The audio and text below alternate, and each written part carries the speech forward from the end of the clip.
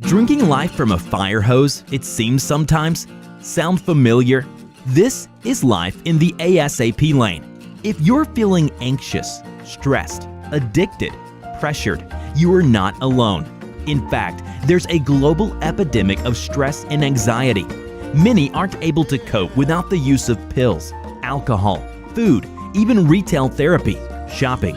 The result is record levels of opioid overdose deaths, obesity levels, and teen suicide attempts. The good news is, there is an exit ramp, and your host, best-selling author, and former U.S. Congressman Alan Steelman will guide you to your very own exit. Alan's mission is to help you learn about and adopt strategies and techniques to restore balance and equilibrium to your life. You'll learn from Alan and his guests simple and practical stress-relieving techniques, and you will be inspired by numerous interviews with other people just like you, who have moved from stressed out to charged up, and from misery to mastery. You are cordially invited to join us and learn to live your life in joy and on purpose. Take a deep breath. Let's begin exiting the ASAP lane with Alan. Hello, everyone. I'm so excited about today's episode because it's about a topic that we hear so much about, but is still little understood. Today's episode we are calling PTSD and Toto to the rescue once again, the Patriot Paws organization. And if you all will remember in The Wizard of Oz, the Good Witch Glinda tells Dorothy and Toto that this is a land of great beauty, but it can also be dark and terrible. That is certainly true of life, and it's especially true for a trauma survivor. As you remember, Toto was the hero in the wizard story because Toto pulled the curtain back to reveal the wizard as a false wizard. Toto was the hero there, and you may be surprised at how man's best friend takes on a special meaning with the trauma survivor. Trauma comes in many forms, including cases of prolonged verbal and sexual abuse, rape, loss of a loved one, and of course the one that we're most familiar with, trauma survivors from war and combat missions. And that is our topic for today. And are you really in for a treat? Because you're going to meet an organization that is in the forefront of the effort to assist returning veterans and equip them with better coping skills. You're going to meet Aaron Mixell, a 22-year veteran of the U.S. Army, and you're going to meet Aaron's very own Toto chief. As a program teacher, let me say, having met and heard Aaron speak on his experience and the traumas he experienced, you will never hear anyone more articulate on the causes, effects, and everything else associated with PTSD. You're going to leave this program more informed and educated on this topic than ever before. Aaron says, "Chief saved my life." He will expand on that during today's session. The organization that trained Chief is Patriot Paws, and Sharon Satterwhite, who is Director of Development, and Sarah Mathers, Development Assistant, are with us today. So welcome, Aaron, Sharon, and Sarah. Thank you. Hi, thank you for having us. Good to be here. Thank you so much for being here. So Aaron, please describe and elaborate a bit on the mission of Patriot Paws and how Chief and so many other graduates of the program here are integral to helping deal with this national crisis of PTSD. Sure. The intent of Patriot Paws service dogs is to provide quality, well-trained, accredited service dogs for veterans to be more mobile physically and emotionally in the public. Chief's done just that for me on many different levels, from reducing my medications to having me be a father and a husband to my wife and kids. Okay, very good. So, Sarah, when I paid a visit, there were many things that were inspiring and impressive. You said you get these puppies at 6 weeks old, and as I understand it, how long does it take for you one to graduate and to be assigned to a partner? So yes, we do get the puppies at about 6 to 8 weeks old. They stay at our campus until they receive their third round of shots, and then they rotate throughout our program. So we have various different phases. We have the prison program, which we have 2 women's units as well as a men's unit. We have the Texas A&M students down at the College Station campus. We have DFW puppy raisers, and then we also have our Rockwall Train Center. They rotate throughout those different phases for approximately 18 to 24 months. So one dog is ready to go to their veteran after about that 18 to 24 month time period, and the $34,000 cost at the end of that time. And is there a particular breed that you prefer or that is better at this mission that you ask the dogs to undertake, or does it matter? So we primarily work with Labrador Retrievers, Golden Retrievers, Labradors, or excuse me, Labradoodles and Golden Doodles. We find that their temperaments, they do a wonderful job. You know, there was a movie once called Planes, Trains, and Automobiles, and I learned when I came for a visit that you also have to deal with planes, trains, and automobiles in the training for these dogs. Could you explain that a bit? Sure, absolutely. So we are so fortunate to have both puppy raisers at our A&M and DFW Metroplex that they volunteer their time completely. They expose the dogs to various environments and everyday tasks. The dog goes everywhere that puppy raiser goes. So the grocery store, restaurants, movie theaters, the A&M students take their dogs everywhere around campus, on the buses, to classes. We joke about how many parties these dogs have probably been to. We currently have about over 20 dogs at the A&M facility, and the puppy raisers play such an important role because at the end of the day, our veterans rely a lot on the confidence within their dog, and our puppy raisers definitely help to get them exposed to different environments to build that confidence up, to make that partnership very successful when they're paired. Interesting. So Sharon, you know, we all in our own lives talk about making career changes and what careers may fit us better than others. Mm-hmm. Another eye-opener for me was that you have to look at what career might be most appropriate for some of these dogs, because not all of them, even once they go through the training, are necessarily fit for being a service dog, but may have many other useful careers they could undertake. Could you explain a bit about the career of a service dog? Sure. So, like you said, not every dog makes it to the gold standard end of the training, which is a public access service dog. The reasons vary. Rarely or never do they have to do with whether that's a good dog or not. It has to do with temperament, personality, and when you start with, just like with a kid, you start with a baby and you don't know what that baby's going to grow up to be.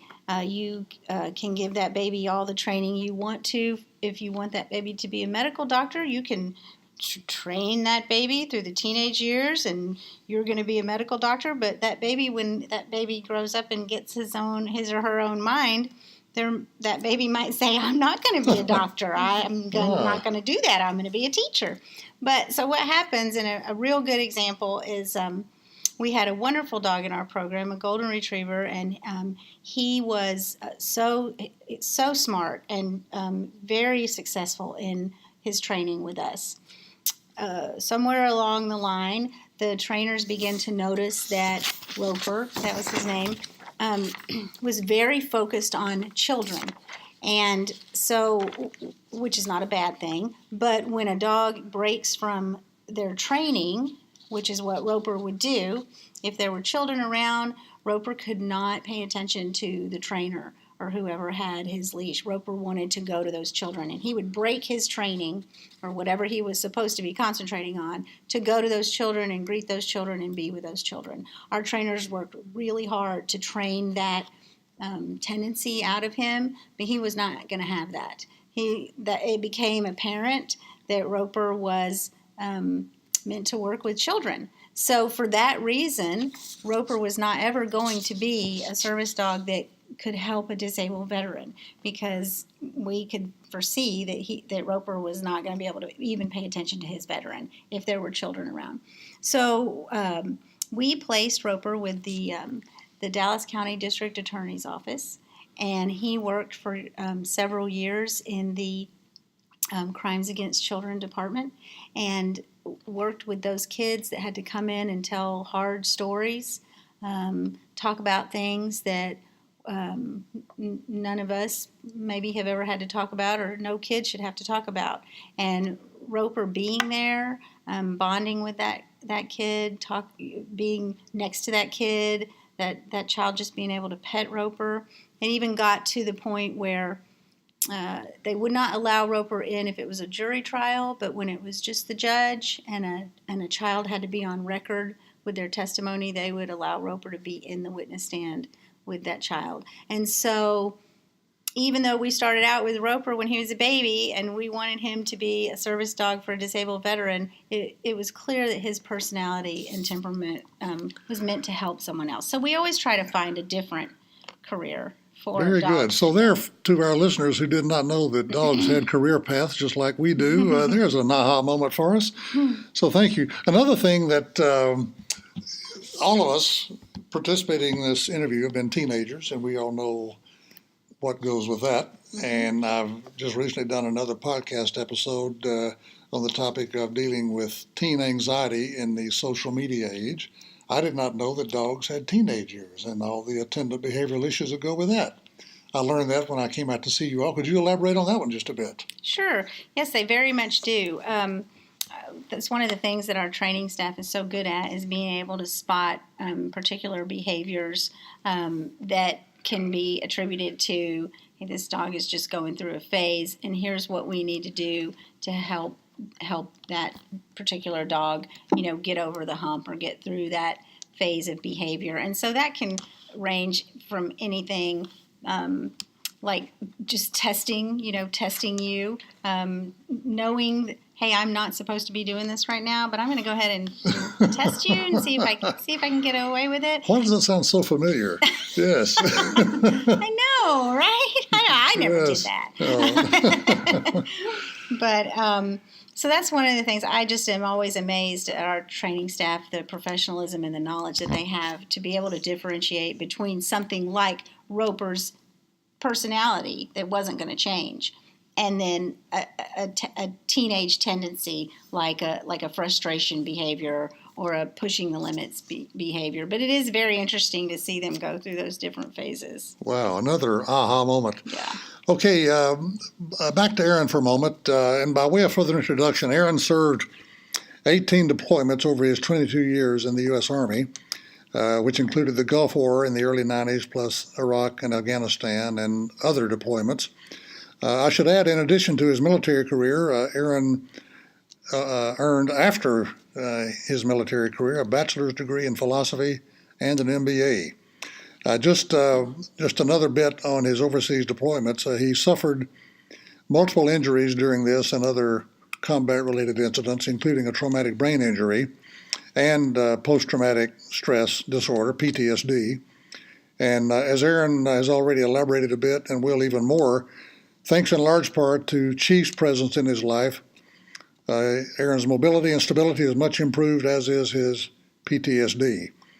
And as said already, Aaron now works with Patriot Paws as a veteran coordinator and is enjoying life with his wonderful wife and 6 children. So, Aaron, you said that sometimes you don't even know that you have PTSD until you come home, and that it actually can accumulate over several incidents, not necessarily just from one particular incident. Could you elaborate a bit on that? Sure. That's one of the misconceptions of PTSD is the stereotype is a veteran goes to either a combat mission or a training exercise, and there is one significant event that changes their lives.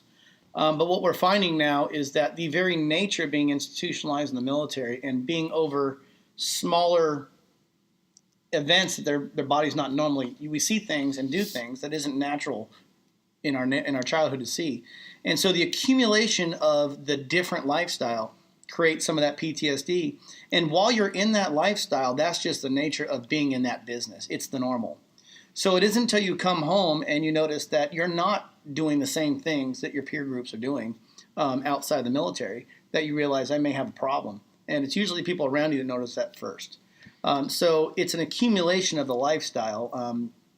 For instance, in a combat mission or combat deployment, you may not be shot at, but you're doing 12 convoys a week. You're not sleeping. You're up every 15 minutes.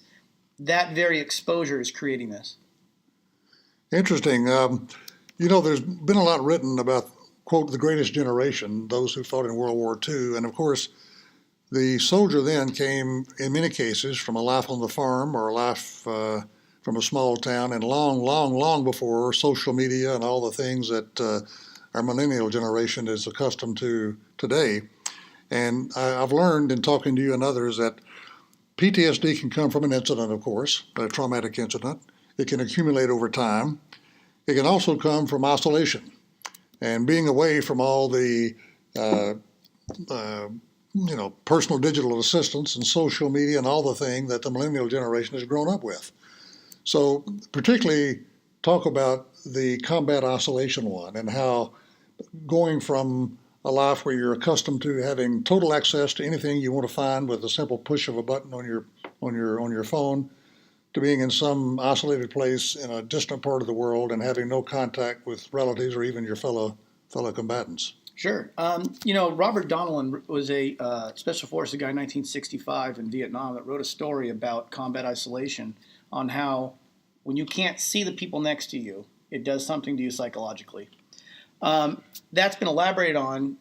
Kids these days, or teenagers and high school kids, have multimedia phones. They have 300 and 400 friends. The constant gratification of, I can text and talk. When you're in a third world country and in the military, you have none of that.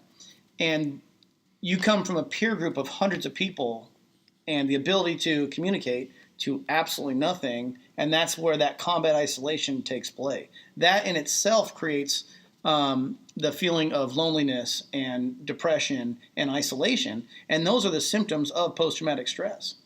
And so the very nature of not having that multimedia and the high-speed communication that we have here in town is contributing and compounding the problem in a third world country. So without even being shot at or having gone through a particular traumatic incident, just isolation alone can create PTSD. That's right. We see that all the time in incarcerations. When people go into a prison system and they're incarcerated, they no longer have that connection with their peer groups. They come out and they have a very hard time integrating. So it's the very nature of the dramatic change of your lifestyle and what you perceive as normal. And that's really the traumatic incident, is you come back home, the normal was so interrupted. You question religion, the way you were raised, whether or not you have true friends or not. And then you come home and question all that. That creates its own problem. And so, again, you're compounding that when you have the traumatic experience of gunfire and seeing death. Yes. So you've called this slow-mo, I think is a term I've heard you. Could you elaborate a bit on what slow-mo means? Yeah, slow-mo. We talk about that all the time is when you hit the combat field, there's two types of veterans. The ones that go super high speed and the ones that just slow down and try to evaluate what goes on. It's very difficult for our millennial group that is so accustomed to using multimedia and instant gratification and talking to their friends in the high-speed lifestyle, that they go into this they're in an environment that's like slow-mo. It is literally dragging to them. They have hard times concentrating. They have hard times getting to that combat mission without the immediate depression, just based on being globally out of their elements. Okay. If you're willing, please talk a little bit more about your own story. I know I've heard you say that you went through 3 VA mental rehab centers, actually. You found no relief there, and that you actually ended up in a closet, and you have said yourself that you were a potential military suicide, another one. And then, miraculously, Chief came into your life. You've said that saved your life. Could you please elaborate a bit on that? Absolutely. I started out in 1996, still active duty, and in a Ranger battalion, you get those questions of, how come you didn't ask for help? Well, certainly you'd lose your career, for one. And we're just not made to ask for that help. They identified it. I went to my first mental health rehab program in Menlo Park out in Palo Alto, California. And it was, here's some medications, now go back to the combat zone. And you get some temporary relief. The VA is very good at putting us physically back together. I don't know if they're equipped with the mental side yet. With the massive influx, it'd be like you having 3 things you can sell, but 700 people that want it. It just doesn't add up. And after my third mental health rehab between there, Oregon, Roseburg, Oregon, and then out here in Waco, Texas, I still wasn't getting that relief. And I was actually on a weekend pass with some more of we call it our Crazy Wednesday trips. And we were able to go to a Bass Pro Shops where I sat down on the floor. Everything was overwhelming because we hadn't seen 2-story buildings or hot running water in a couple of decades. So I just kind of sat on the floor. And Patriot Paws had a puppy raiser, one of the ones Sarah was alluding to, that walk around the Dallas-Fort Worth area and take their puppies everywhere. And the puppy just sat in my lap, and I was in tears. And my wife looked over and said, "We're getting you a dog because that works." I don't know why it works, but it did work at that point. And so I went on the list. I had a lot of operations. It took me a couple years to get my service dog. But I was doing 30 medications prescribed to me 3 times a day. That's 90 pills. $60,000 financially to the VA a year. Inside of 4 months of Chief being in my home, I'm on 0 mental health medication. I'm on no pain medication. I still have some medications for neuropathy and some of the brain surgeries I've had, which is understandable. But we have people in their mid-30s to the early 50s toxifying their bodies with stuff that can be taken care of with a dog. Yes. And so I was living in a closet for about 4 years with my 6 children and wife trying to do everything for me. I literally had a cot, a walk-in closet. I had a cot. There was no windows. I didn't have to deal with all the noises and all the fast-moving pace because I've been living in that slow-mo for so long that equally I couldn't speed up with society. Yes.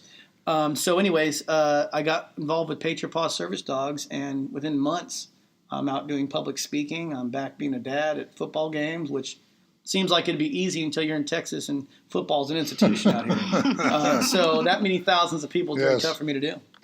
Well, since we're at the Brain Performance Institute doing this session, we've done a previous episode where we were talking about the magic in the brain. Mm-hmm. And cortisol, of course, plays a constructive role in our lives until and unless we become a trauma survivor, where cortisol can become our worst enemy. And the effect that a dog has on a PTSD survivor, or even someone who just goes home and their dog greets them coming home from work, is it lowers the cortisol level and creates this calming effect. Am I correct in that? Absolutely. That is another hardest thing to explain to the American people, is that mental health is not a perception. It is a chemical, physiological change in veterans when they come home. If we had a pill for that, Robin Williams would still be alive. Mental health is not a thought process. It's not a perception of what you're doing. It is a physiological change. And when the dog comes into play, my dog lays across my lap. I'm calmer. I'm off medication. And I sleep for 4 or 5 hours a night, which doesn't seem like a long time. But when you're doing 10 minutes at a time, 4 hours is a lifetime. Exactly. Now, I know that you also have told me that you do yoga and meditation, which is a natural way of dealing with not only the stress and anxiety that a returning veteran may feel, but in all of our lives. And we, as a nation, indeed the entire planet, is in the middle of a global epidemic of stress and anxiety caused by life in the digital age, I think, and all the social and economic change that people are having to deal with that's coming at us at a pace that's too much for too many people. So they're relying on, to segue back to the Wizard of Oz, false wizards, pills, alcohol, food, blah, blah, blah. So would you talk a little bit about your yoga and meditation practice and how you think that may have contributed to your recovery? Yeah, I mean, clearly medication is a stopgap. It keeps you from making crimes in America. I get the need for the short-term stop of that because there's some argument of whether or not they should do it at all. But rewinding in combat, we didn't have that opportunity to get that help on the ground. And we had a very talented commander who believed that not just meditation, but cognitive thinking and putting that combat mission into a good spot before you go to another mission, before you make a worse choice.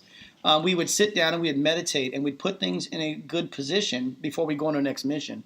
And every morning we did yoga as a ranger platoon.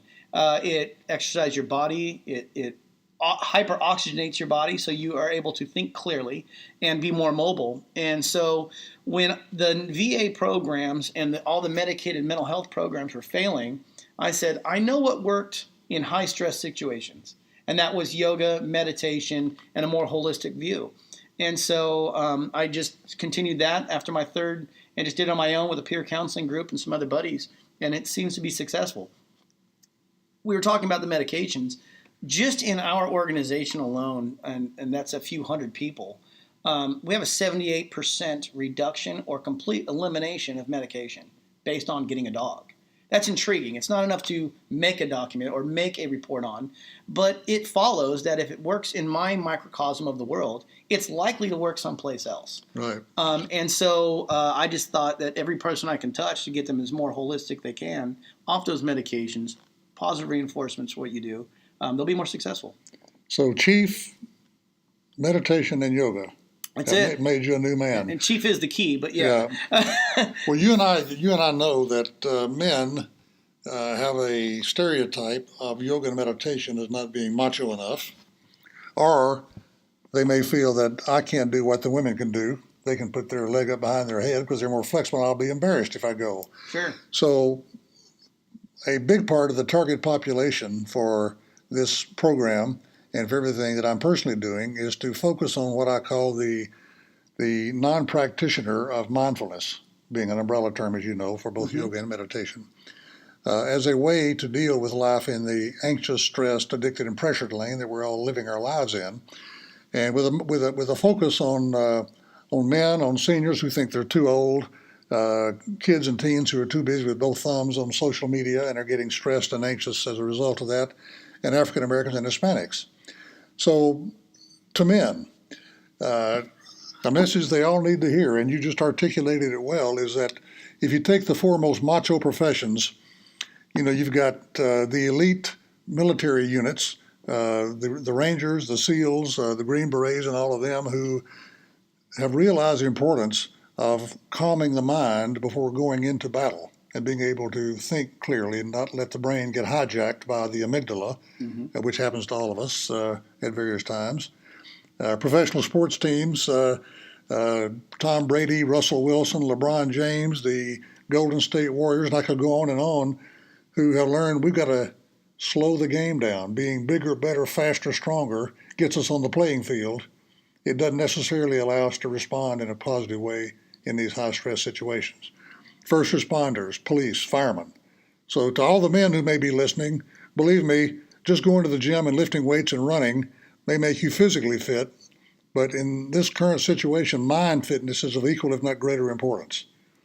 So I appreciate your articulating that well, because we've got a real problem with our fellow men on this, Yeah, sure. I mean, I've never seen anybody point at a Ranger battalion and says they look like sissies. That's exactly right. And I've never seen a pro NFL football player be called overly feminine either. Yes. So it is a misconception, but it is a core part of at least in the 3rd Ranger Battalion at Fort Benning. It was a core part of about 4 days a week every morning of centering yourself, because when you are, bad choices happen with panicked and fast movements.